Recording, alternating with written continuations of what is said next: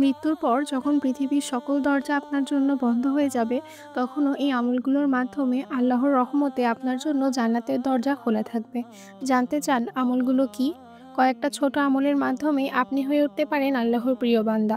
আজকের ভিডিওতে নারীদের জন্য কয়েকটি আমল সম্পর্কে বলবো, যা আপনাকে দেখাতে পারে জান্নাতের পথ। আমলগুলো জানতে সম্পূর্ণ ভিডিওটি দেখুন।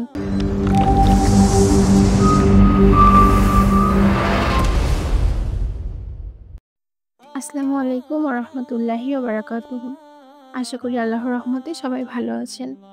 আজকের ভিডিওতে আমরা রাসূল সাল্লাল্লাহু আলাইহি ওয়াসাল্লামের বর্ণিত কয়েকটি আমল সম্পর্কে জানব, যেগুলো নারীরা নিয়মিত পালন করলে তারা সহজেই জান্নাতে যেতে পারবেন। হুমায়রা বিনতে ইয়াজির রাদিয়াল্লাহু আনহু তার দাদি থেকে বর্ণনা করেন, মহানবী সাল্লাল্লাহু আলাইহি ওয়াসাল্লাম আমাদের বলেছেন, তোমরা এই তাসবিহগুলো বেশি বেশি পড়ো। তা হলো সুবহানাল মালিকিল কুদ্দুসি, সুবহানাল্লাহি লা ইলাহা ইল্লাল্লাহু। অর্থ, পবিত্র আল্লাহ তাআলার পবিত্রতা ঘোষণা করছি, প্রশংসা করছি সেই আল্লাহর যিনি ব্যতীত কোনো ইলাহ নেই। এই আমলটি গণনা করে পড়তে হবে এবং নিয়মিত এই আমলটি করতে হবে।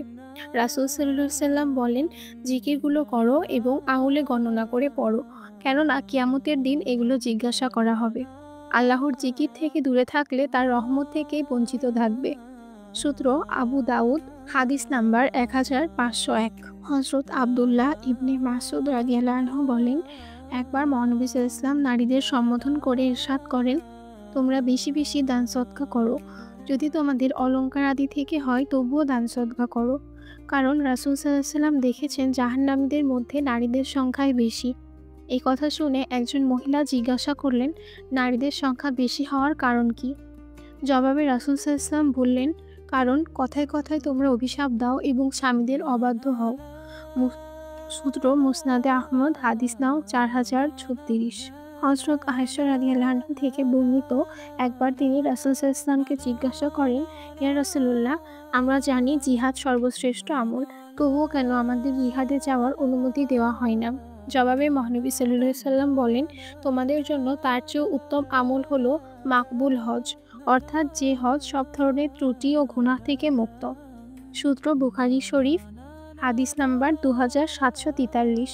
একদিন মহানবী সাল্লাল্লাহু আলাইহি ওয়াসাল্লামকে একজন নারীর ব্যাপারে বলা হলো যে সে সারাদিন রোজা রাখে এবং সারা রাত আল্লাহর ইবাদত করেন, কিন্তু তিনি কটু কথা বলে প্রতিবেশীদের কষ্ট দেয়। মহানবী সাল্লাল্লাহু আলাইহি ওয়াসাল্লাম বলেন, কোনো লাভ হবে না, উনি জাহান্নামে যাবে। আরেকজন নারীর কথা বলা হলো যে 5 ওয়াক্ত নামাজ পড়ে, রমজান মাসে রোজা রাখে এবং যথাসাধ্য সে দান সদকা করে, কাউকে কষ্ট দিয়ে কোনো কথা বলে না। তখন রাসূল সাল্লাল্লাহু আলাইহি ওয়াসাল্লাম বললেন, সে জান্নাতের উঁচু মাকাম পাবে। নবী সাল্লাল্লাহু আলাইহি ওয়াসাল্লাম বলেন, কোনো নারী যদি তার স্বামীকে সন্তুষ্ট রেখে মৃত্যুবরণ করে তাহলে সে জান্নাতে যাবে।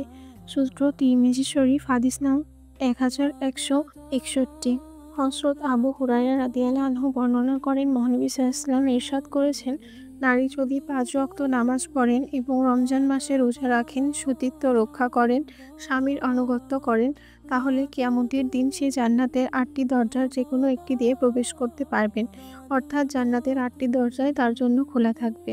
সূত্র সহিহ ইবনে হিব্বান, হাদিস নাও 4139। এত সময় ধৈর্য সহকারে ভিডিওটি দেখার জন্য ধন্যবাদ। ভিডিওটা ভালো লাগলে একটি লাইক করবেন, কমেন্টে জানাতে পারেন আপনার মতামত। আমাদের এই চ্যানেলটিতে নিয়মিত ইসলামিক ভিডিও আপলোড করা হয়, চ্যানেলটিকে সাবস্ক্রাইব করে চ্যানেলটির পাশে থাকবেন। ধন্যবাদ।